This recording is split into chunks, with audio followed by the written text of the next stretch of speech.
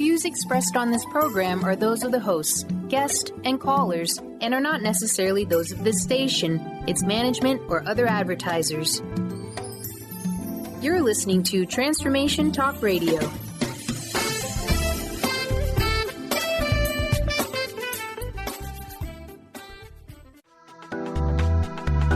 This show's audio was via a Skype call.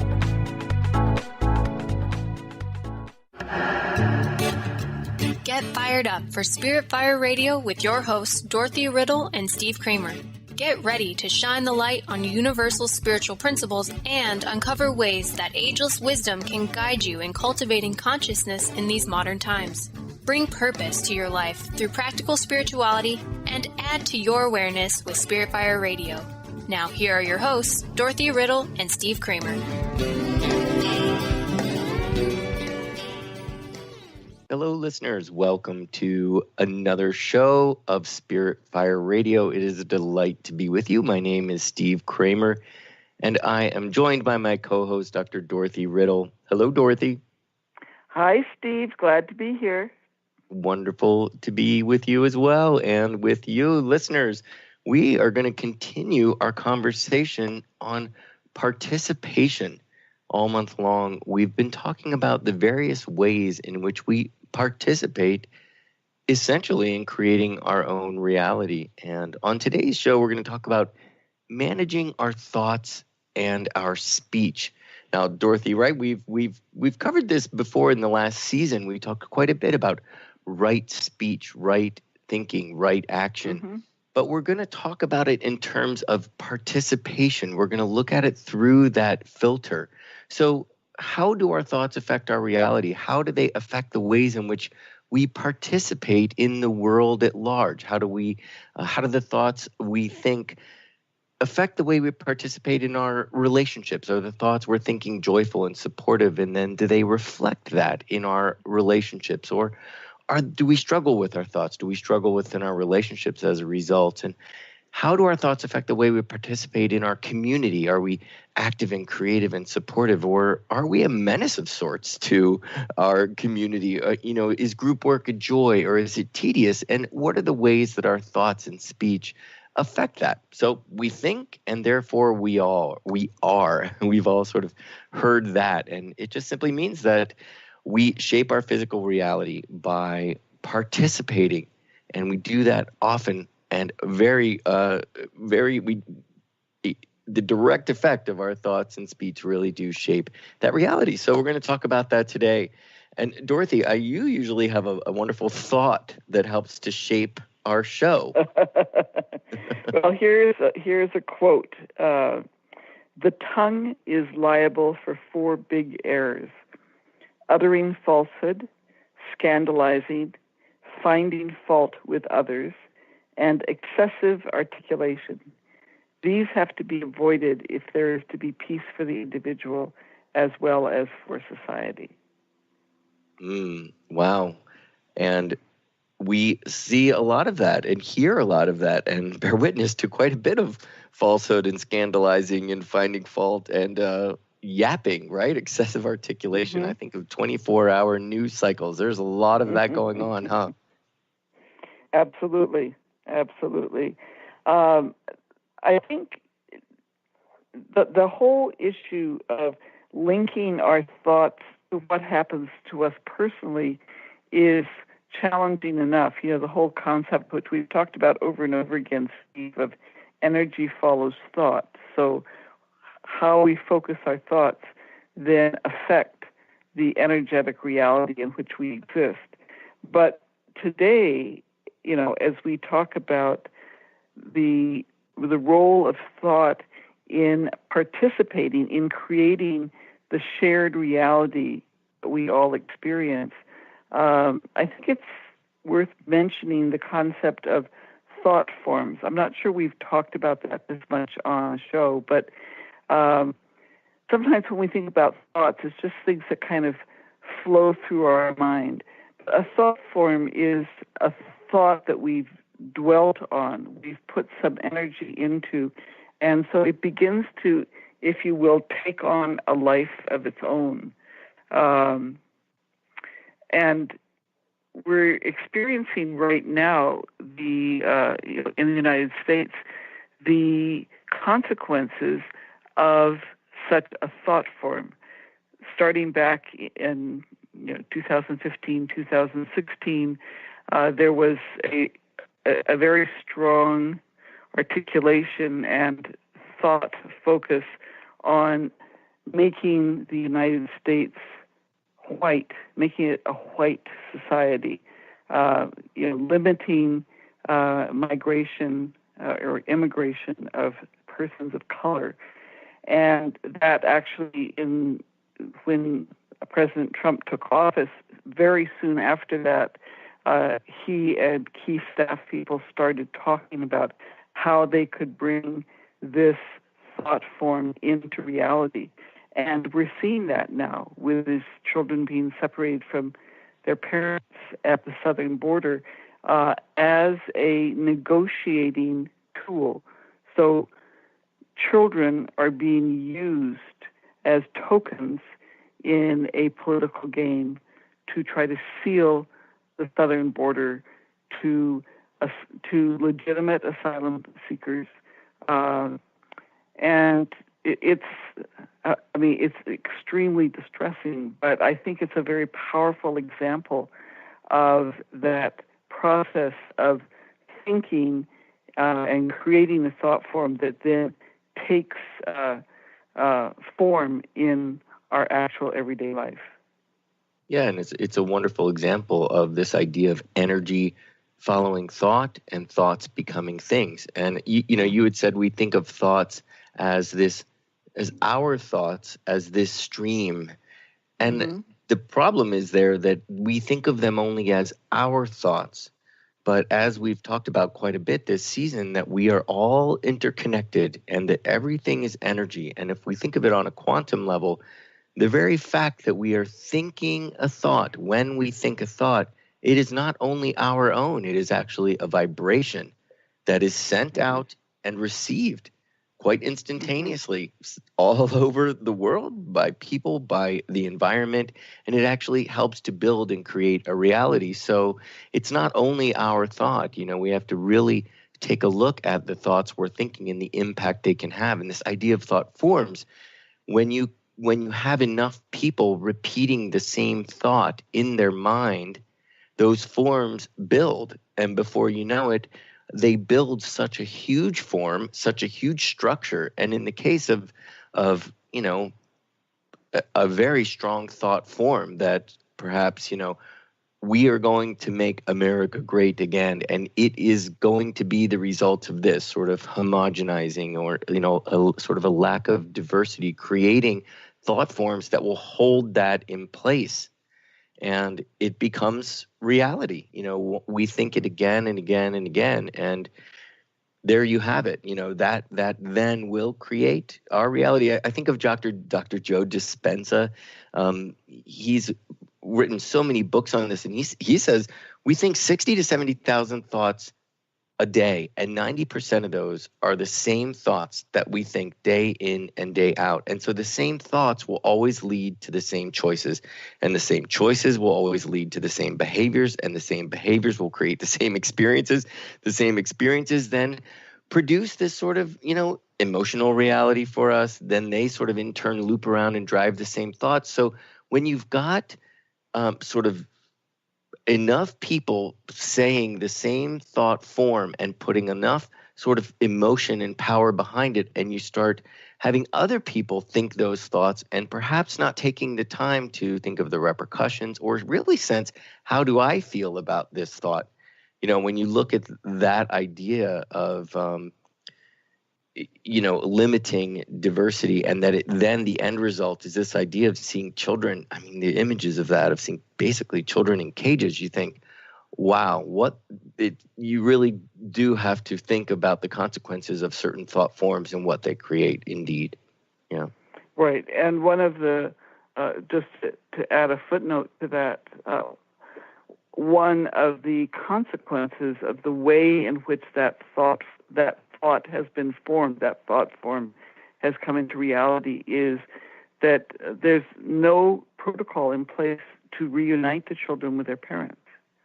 There are very strict rules that children are not to be hugged, they're not to be touched. These are young children, 3, 4, 5 years old.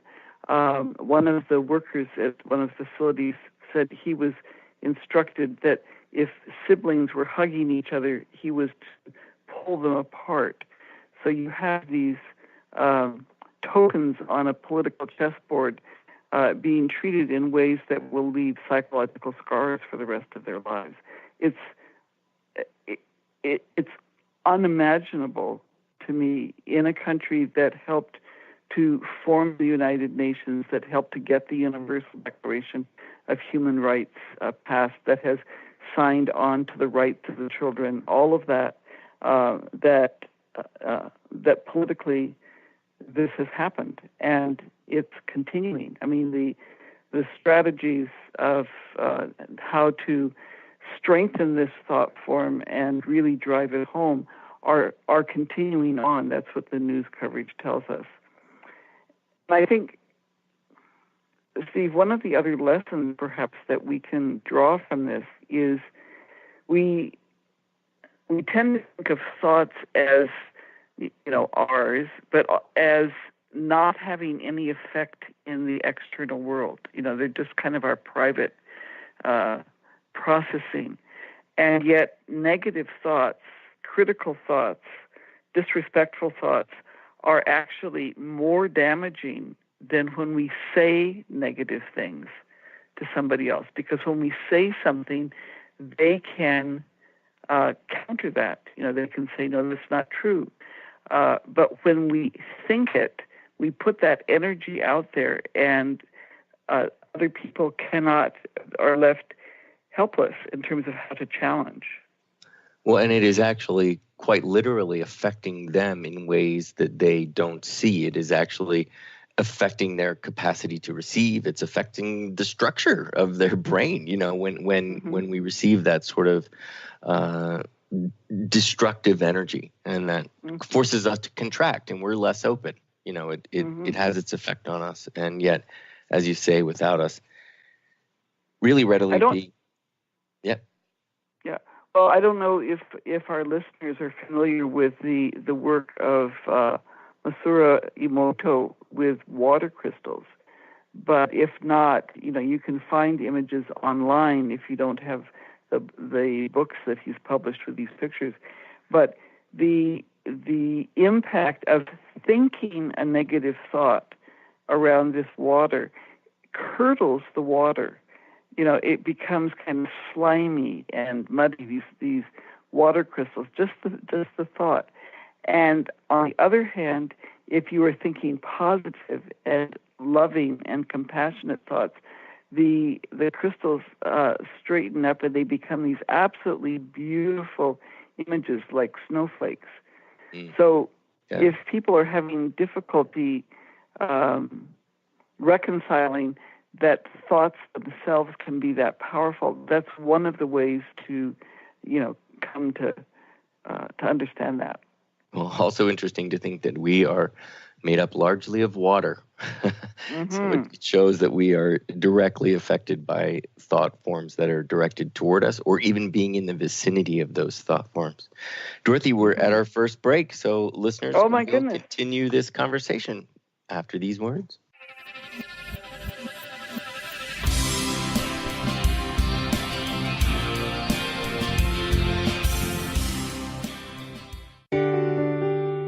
Hi, I'm Barbara Scheidegger, clinical hypnotherapist and founder of Swiss Hypnotherapy. And this is a tip with purpose. Being wrong or making mistakes is human. What have you learned from it? Start laughing about the silly things you did. Yeah, laugh about it. Being happy is more important than being always right. Start listening to your feedback. Be willing to redefine yourself every day. Communication with yourself and others who already are successful in their lives. Stay balanced. And when you fall off the wagon, don't dwell on it. Just hop back on. Forgive yourself. Admit what you did. Move on and smile. I hope this tip helps you You can reach me at 323-999-4775 or at my website at swisshypnotherapy.com. Please join us for a transformational conference with 5 of the leading pioneers in the fields of science and spirituality, all in one place.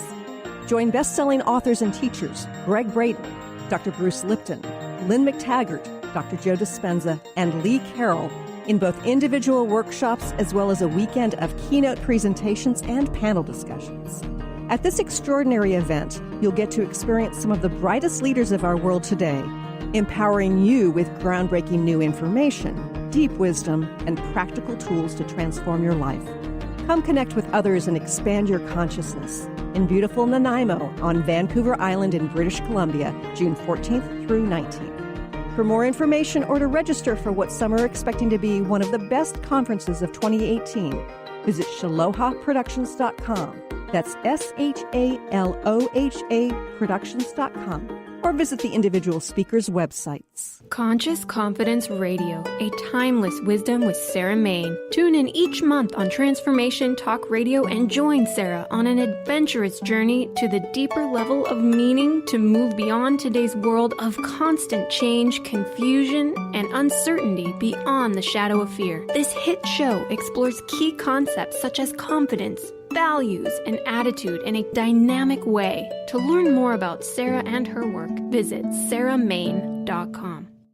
Stay juicy. Tune in to Your Juicy Love with me, Una Drake, co-hosting monthly with Dr. Pat, and every second Monday at 12 p.m. on Transformation Talk Radio. My show, Your Juicy Love, helps you find the dynamic, life-affirming love you've always wanted. Transform your relationships and bring peace, joy, and juicy, juicy love to planet Earth. For more information, visit unadrake.com.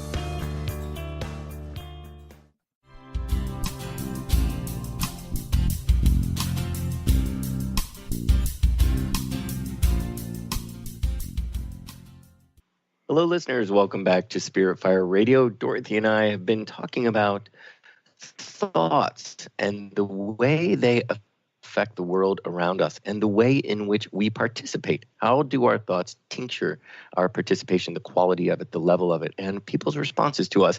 Dorothy, as you know, I have a new puppy, and all of this talk makes me think about positive reinforcement. That's all you hear when you're training a new puppy is positive reinforcement is the key. If you'd like the dog to come to you, if you'd like the dog to walk gently.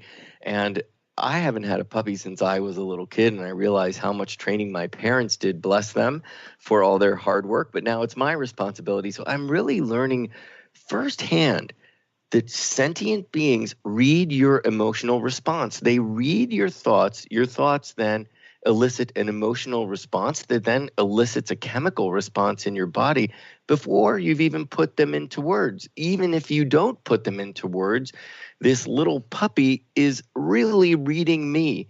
And, if you take him out and you just really want to have a nice quick go at going to the bathroom, and you just can't force that. And it is so interesting. I've learned so much about patience. I've learned so much about being gentle, being positive, and watching this little being, well, not so little anymore, but this being, the way this puppy responds to positivity and to creating space, to including him as opposed to ordering him. He is completely responsive. And if you visualize, or if I visualize rather, what I would like to see happen and then get enthusiastic and positive about it, in every time it happens. So it's been a wonderful training for me that negative thoughts really do have their effect, and it's good to just stay optimistic, visualize what it is you like to happen, and just get really happy. Create the space for it to happen, and it'll happen. That's great, Steve. Thanks for sharing that. Yeah. Well, I think another thing that is important for us to keep in mind is, and you've described some of that in relation to your training your puppy, is that the habits, our thoughts, the habits that we develop in terms of how we think create filters through which we interpret our experience. One of the common ones that we talk about is Are you a glass half full or a glass half empty person? In other words, do you see things through, do you interpret things through a filter of anticipating difficulties or anticipating positive, the possibility of positive outcomes? And it really, so much of that thought process, I think we are used to just letting run on automatic, and we don't realize it's kind of in the background, and it's influencing how we see the world, how we experience the world, and then what we contribute as we participate. Do we contribute to positive energy? Do we contribute worry or critical energy? Well, and I think it's also, are we following it? You know, if we tend to be a glass half empty, are we just following that behavior? You know, are we not actually actively participating in it, but are we just going along for the ride, or are we really in control of it? You know, and I find that observing our thoughts really can show us, you know, am I glass half full or glass half empty? I remember at one point in my life, my best friend just said directly across the table to me, do you know every single word out of your mouth has got to do with money? Like, why are you so obsessed with money either? Everything had this lens through it. And I just didn't see that in myself. I hadn't taken the time to observe my thoughts and observe my words. And I realized that I just was at a point in my life where this was this really important thing. And I judged everything based on that.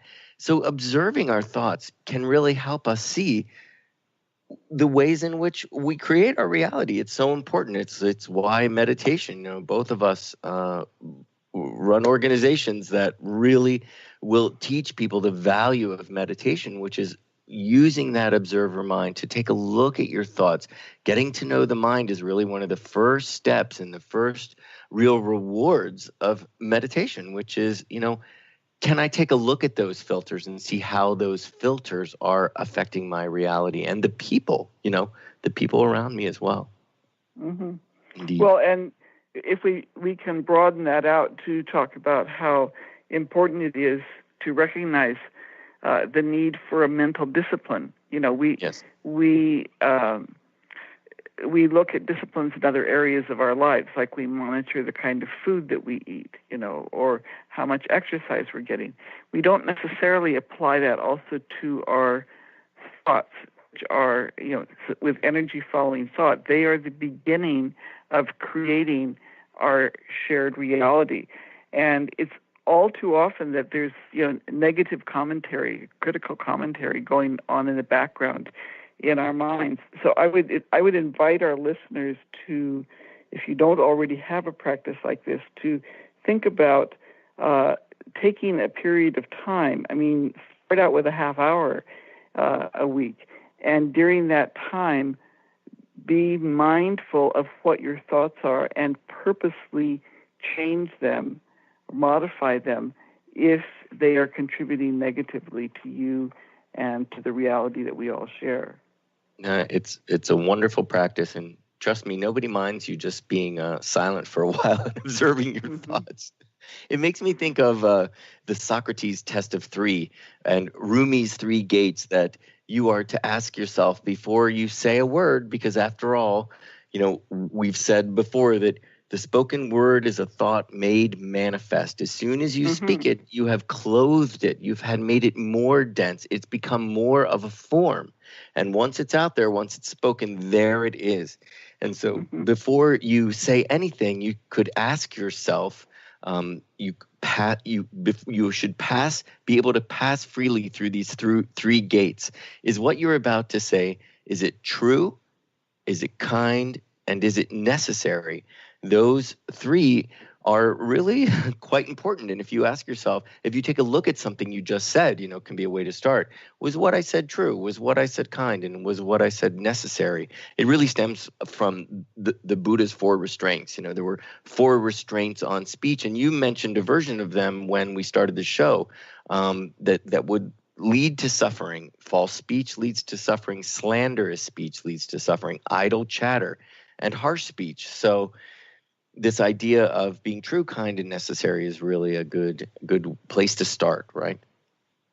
Right. And Albert Einstein said, "Whoever is careless with the truth in small matters cannot be trusted with important matters," which is really, if you think about that in our current political environment, the whole issue of remaining focused on trying to determine what is actually true, and oftentimes the truth is more complex than what is being stated, and so polarizing language is one of the ways that we distort the truth. We try to make it an either-or scenario when it is, in fact, much more complicated than that. And it seems we're in the age of opinion as well. This whole idea of journalists, that really, if they're held to a point, they'll say, "Well, I'm not actually a journalist. I am, this is my opinion, that I'm basically a commentator." But it's presented as news and it's on the news. So this idea of opinions over truth, or opinions, news being more about opinion than about presenting truth is a bit scary. I find that it seems to me truth is this bedrock. It sort of creates a foundation from which to move through conflict. Once we've established the truth, then we can take a look at where we've distorted that truth and who might be responsible, and then, try to find some way to alleviate that conflict. And kind, I think, is also a really important aspect. Are my words kind? We've talked about criticism quite a bit, and it just comes down to treating others as you wish to be treated. We all would like to be treated kindly. So again, observing your thoughts. Are these kind thoughts? Because if the thoughts are unkind, well, it's generating harm. It is doing damage, whether we sort of want to acknowledge that or not. Right, and one of the ways of being kind is using inclusive language, and it's interesting the criticism, as politically correct, as opposed to simply humanitarian and compassionate when people are referring to inclusive language. There was a quote yesterday on the news from President Trump. He said that the Democrats wanted immigrants to infest the United States. It's an interesting choice of words. Yes. It's not a kind way to describe a group of humans, to describe them as an infestation of society.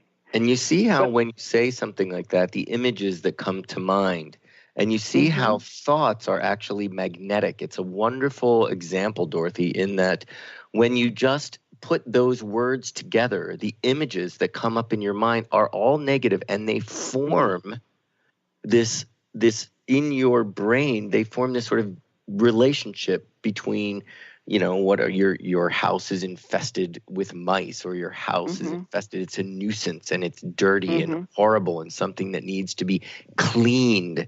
Right. And it's very powerful. It's very destructive and very powerful. And interesting that we would say it's absolutely not necessary, but for somebody who's trying to manipulate, it is a necessity, because the intention, which we talked about last week, the intention is to create that. Dorothy, I hate to say it, but we're actually at another break already. Oh my goodness. But I want to come back to this this point, but we've got to go to a break. So after these words, we'll continue that conversation.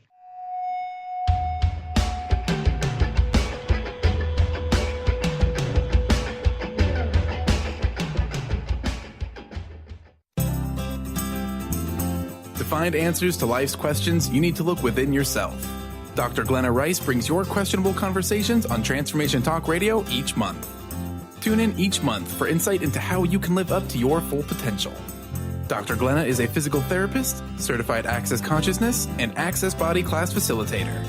How does it get any better than this? For more information on Dr. Glenna Rice and her work, visit glennarice.com. Wow. Hey, everyone. Welcome. Welcome to the Dr. Pat Show. This is Talk Radio to Thrive By. I'm telling you, I got to pinch myself some days, because when each of us gets called to do something that we so not thought was in our wheelhouse to do for a purpose that's so much greater than us, we get to show up and shine.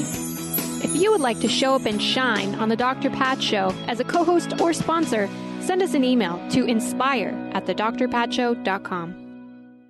Love Living Radio Ignite Your Whole Being with Emily Perkins is a show for those looking to explore the sparkling magnificence of their inner selves. Tune in every second and fourth Wednesday at 4 p.m. Pacific as Emily sheds a radiant light of love on the beauty and power that resides within you. Discussing love in all its forms through conversations that provoke awareness, curiosity, and expansion, Emily shares the unlimited power of love. For more information or to listen to this show, visit lovelivingHolistics.com. Practice living in wholeness with the body tune-up. 6 classes for $89 designed for radical self-healing and self-regeneration. Heal the deepest root of any challenge. The mental body was programmed in negativity, not good enough, separate from source. You're too much, you'll never make it. The emotional body holds all the pain and trauma of emotional suppression, all the pain from this life and life's past. The spiritual body is the place you connect with your higher power, your higher self, with the image and likeness of the One. The physical body houses and expresses the other 3 bodies every day. Go to CorneliaStephanie.com. Evolve, become a practitioner. We need to heal, integrate, and bring into wholeness and harmony the physical body, addressing all the other bodies in order to live in our true, authentic nature.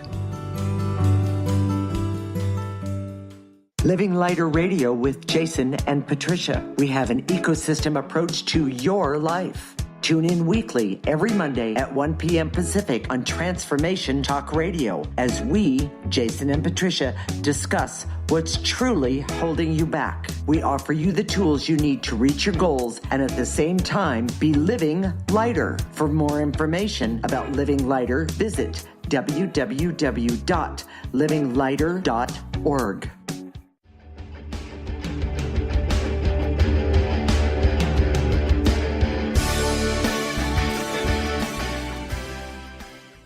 Hello, listeners. Welcome back. Apologies for that very quick, abrupt end in our sort of flow of thought. We were talking about being true, being kind, and being necessary, and the way in which our thoughts affect our reality. And one way to observe and see if they are creating a reality that is positive, one that's creative, is to ask, are your thoughts and the words related to those thoughts true and kind and necessary? So are your thoughts necessary? That's where we left off.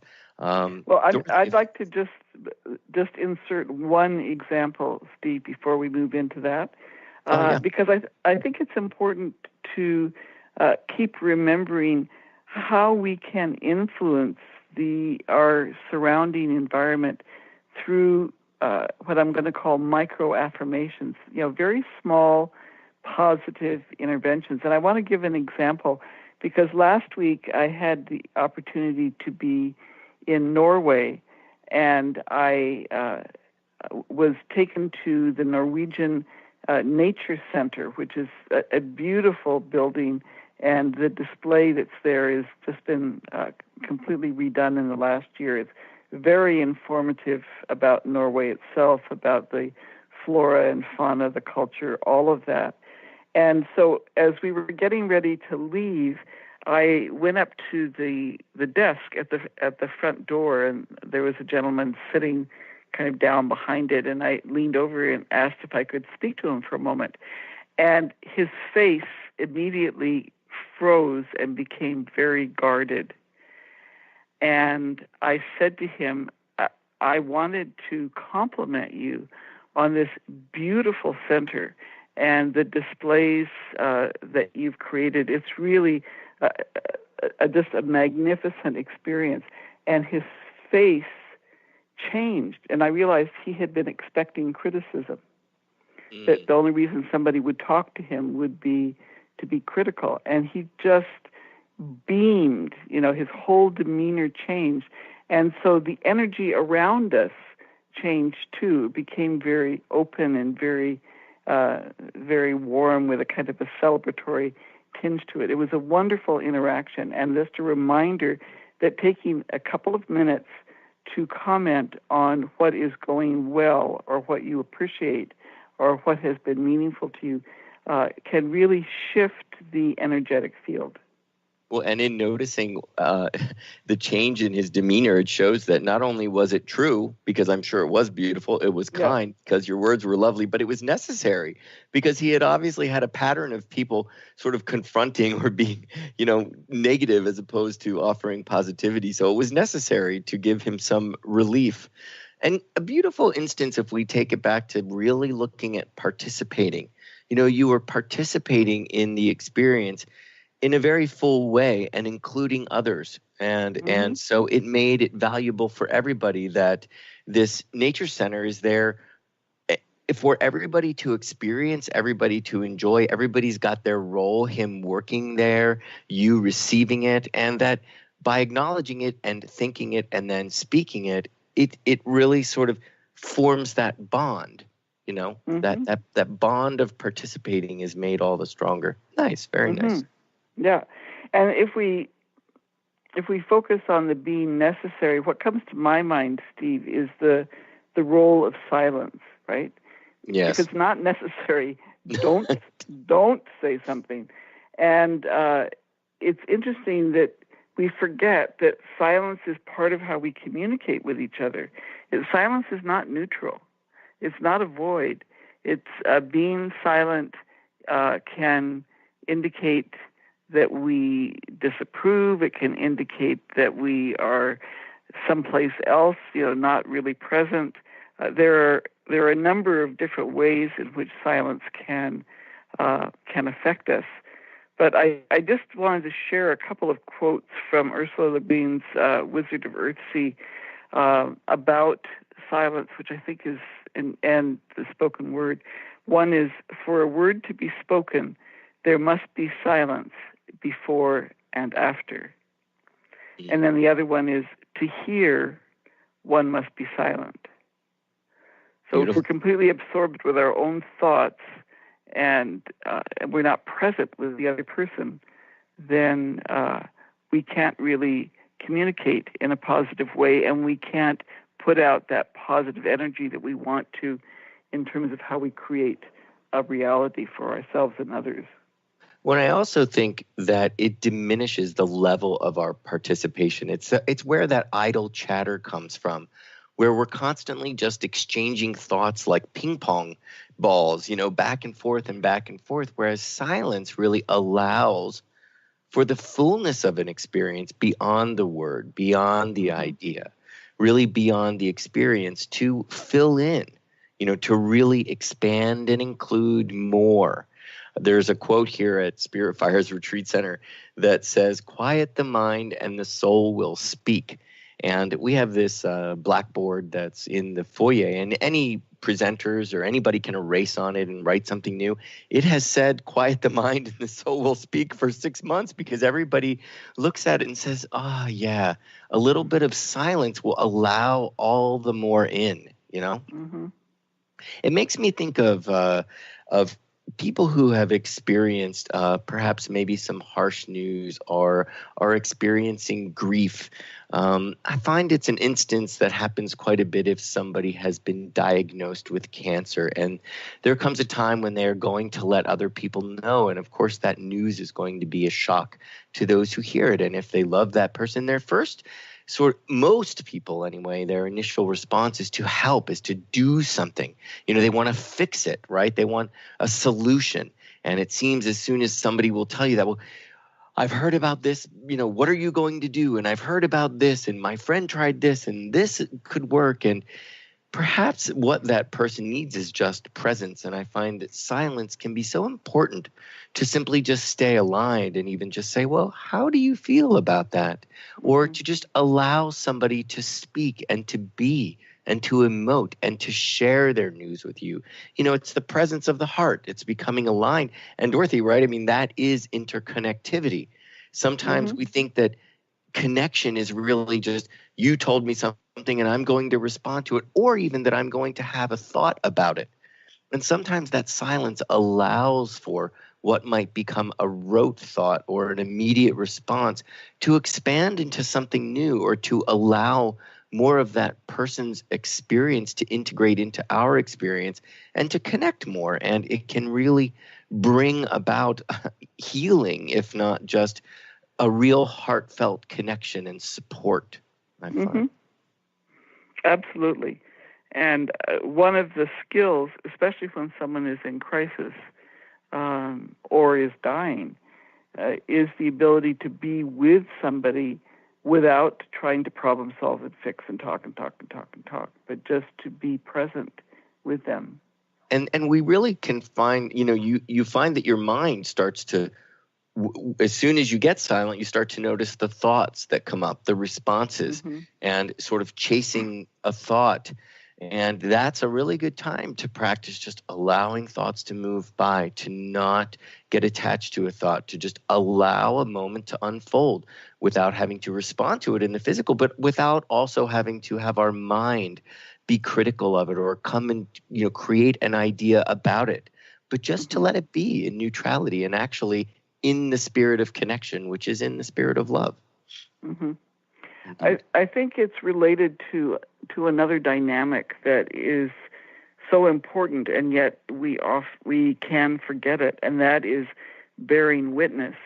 Because oftentimes things happen that we cannot change in the moment. We do not have the ability, we don't have the authority, but just bearing witness to what is happening is so critical. I mean, we saw this again, returning to the theme of the children being separated from their parents at the border, and the first senator going down there simply to see what was happening, to witness what was happening. Of course, he wasn't allowed into any of the holding facilities. That took a while to work through, but bearing witness and knowing with the other person that they have experienced this trauma, and the words are not going to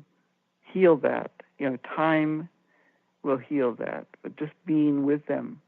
When it says that we sometimes think that we have got to participate in a way that is somehow takes a real action or a real form, but sometimes just your presence is actually participating in a very full way, and in a way that can lead to change and to a shift in everybody's. Nice. So, Steve, I'm aware that we haven't talked any about our organizations. We certainly haven't, and we participate in them regularly. That's right. Go on. Right. Let's do that. Okay, so this is an intentional collaboration between Spirit Fire and the School for Esoteric Studies. I am with the School for Esoteric Studies, and we want to have these intentional collaborations with like-minded organizations. So we're absolutely delighted to do this radio program with Spirit Fire and to participate together in creating a reality from that program. You can find out more about us at esotericstudies.net. We provide training for persons who have a spiritual practice that they want to deepen, and we have also a number of group initiatives. So visit us at esotericstudies.net and learn more about us. Wonderful.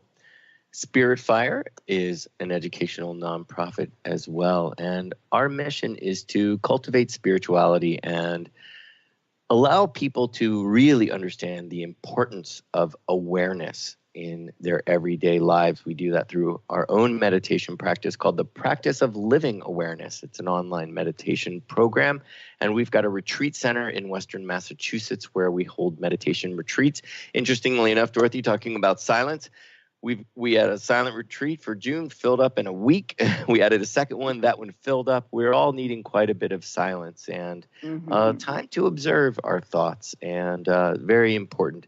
Meditation, study, and service.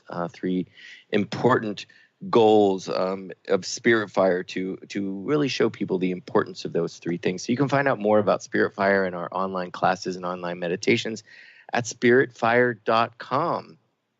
Wonderful, Dorothy. We're going to go to a break, and then we're going to wrap it up and tell you a little bit about next week's show as well. So we hope you'll join us after these words.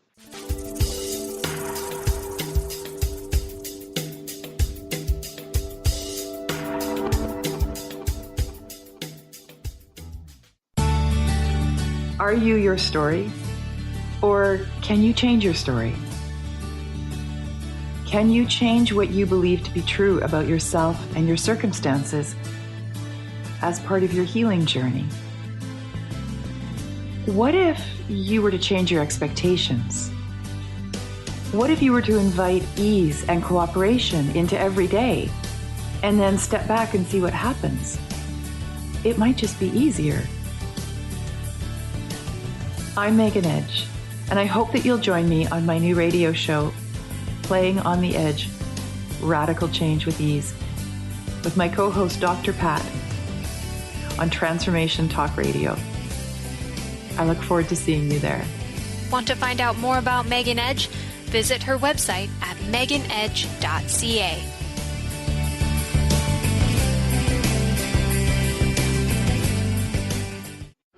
Hi, I'm Steve Kramer of Spirit Fire Radio, and I believe that meditation changes everything. It leads us in the direction of greater well-being, and that's a fact. I struggled with meditation for years. I understood the principles, but I found it hard to incorporate them into my everyday life. Spirit Fire's meditation practice changed that. It's called the Practice of Living Awareness, and it's taught in 14 steps. These are 14 tools that I can use in any moment, on and off the cushion. Steps like smile, flow, and ground of being support my clarity of mind while I'm navigating the ups and downs of modern life. That's why it's called the Practice of Living Awareness. If you'd like to add meditation to your daily experience, the Practice of Living Awareness is free, online, and it's suited for any level of practitioner. Visit spiritfire.com for more information. And be sure to check out Spirit Fire's meditation retreats in Western Massachusetts. It's all there at spiritfire.com.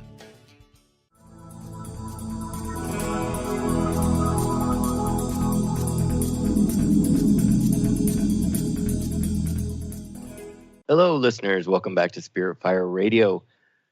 Dorothy and I have been talking about the role of silence just before the break, and there's also a time, Dorothy, when we should not be silent, right? I mean, absolutely. We sometimes just have to speak up. Sometimes our thoughts are so spot on that there is just a time to speak up and act, right? Right. Martin Luther King Jr. said, "In the end, we will remember not the words of our enemies, but the silence of our friends." And another quote, "Silence encourages the tormentor, never the tormented. Sometimes we must interfere when human lives are endangered, when human dignity is in jeopardy." And I think, again, referring back to the crisis at the U.S. southern border, the United Nations has made it very clear that the U.S. now falls in the category of human rights violators, which, the U.S. in the past has been critical of other countries who are violators. And in fact, the U.S. ambassador to the UN has talked about the U.S. pulling out of the UN Human Rights Council because other countries on the council are violating various human rights without any acknowledgement that the U.S. is doing exactly the same thing. Yeah. And that cannot go unchallenged. One has to speak up and say, this is not okay. And I think gradually we're starting to see a broader and broader array of people speaking up and saying, no, this is not who we are as a people. Well, and luckily the U.S. Constitution protects the right to free speech, which in that this is happening in the United States, at least we can say, well, we've got the right to assemble, we've got the right to free speech. I found an interesting fact just thinking about assembling and sort of protests and not being silent, to participate together in group and say, hey, enough, I'd like to see change. It's interesting that if you look at the population of protests that have been attended, 4 of the top 5 populated protests in American history have occurred since the Trump administration has been in charge. Can you believe that? 4 of the 5 top in American history. Pretty interesting. So obviously there are a lot of thought forms out there, and there are a lot of people responding and acting to them. And so, when these stories come up and we realize, this is just not my truth, this does not feel like my country, we can and do actually assemble to hopefully create change. Right. And there's a term that I find really interesting, which is deafening silence.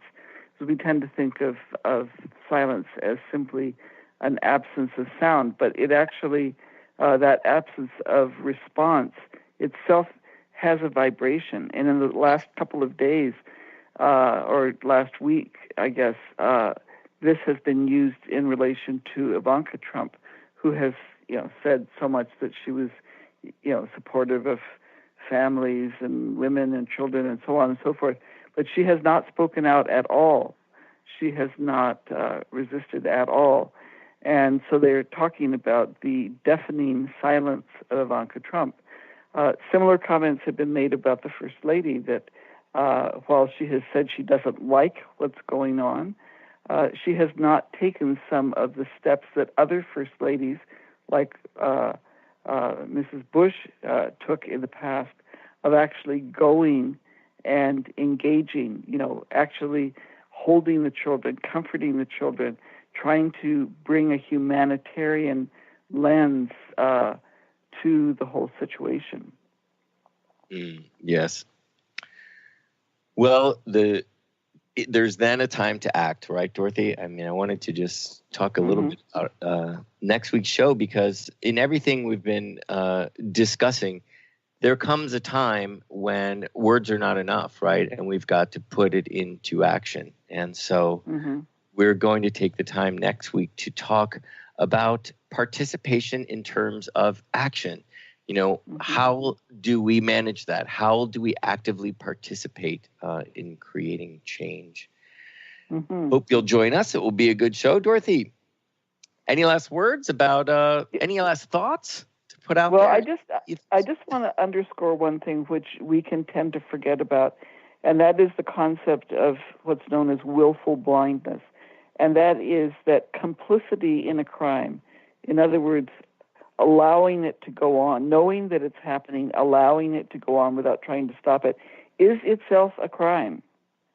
And so it's going to be very interesting, I think, to talk about how our actions shape our shared reality. And I look forward to that discussion next week, Steve. Yes, indeed. So, Dorothy, in speaking about willful blindness, it makes me think of this whole idea of bullying, and talking about the First Lady, and this is where she's taking this stance on bullying. And yet we hear that quote earlier, about infestation, and in that people are not actually relating that, and it's online bullying. And certainly I would imagine that was a tweet. And to really call that out and to say, that, in fact, is bullying. If you are an immigrant, you are being bullied. You're being harassed, and you're being harassed by a, leader of the free world. Right. And I think, we'll probably get more into bullying next week. But I just wanted to comment that I had the opportunity to see the movie Wonder, which I'd been wanting to see but hadn't for a while, which is about a young boy who is he has a facial deformity, and he's been homeschooled, and then he enters public school, and how he deals with the kind of reaction and bullying that he gets. And, and then that turning point when one child steps up and what she says is, she goes over to him at lunch and he says, "Why did you come over here?" And she says, "I want kind friends." And she becomes one of his first friends. And, it's so important for us to remember that it's not just what we do, but it's also what we choose not to do that makes a difference in the shared reality that we create. Yes. Kindness and gentleness, 2 words we say quite a bit around here at Spirit Fire. Just to be gentle and to be kind goes such a long way. So listeners, that about wraps it up. So, are your thoughts kind? And also, Dorothy, I think it's important to mention that we often will think about ourselves, self-criticism, and asking ourselves, is that thought about myself, or this sort of thought about what just happened, what I just did, what I'm about to do? Is it kind? Is it supportive? Is it kind to me? Kindness often has to start with ourselves, and then we can be kind with others. Dorothy, it's been a wonderful show. Thank you so much as always. And listeners, thank you for joining us. Again, next week, we're going to talk about right action, about managing our actions and the ways in which they shape our reality. How do we participate in our activity? We hope you'll join us. Thanks again, Dorothy. Take care, everyone. Thank you for listening to Spirit Fire Radio. Tune in each Wednesday at 9 a.m. Pacific, 12 noon Eastern for your weekly guide to purposeful living and practical spirituality. Join hosts Steve Kramer and Dorothy Riddle as they shine the light on universal spiritual principles and uncover ways that ageless wisdom can guide you in cultivating consciousness in your everyday life. Add to your awareness with Spirit Fire Radio. To learn more, visit spiritfireradio.com.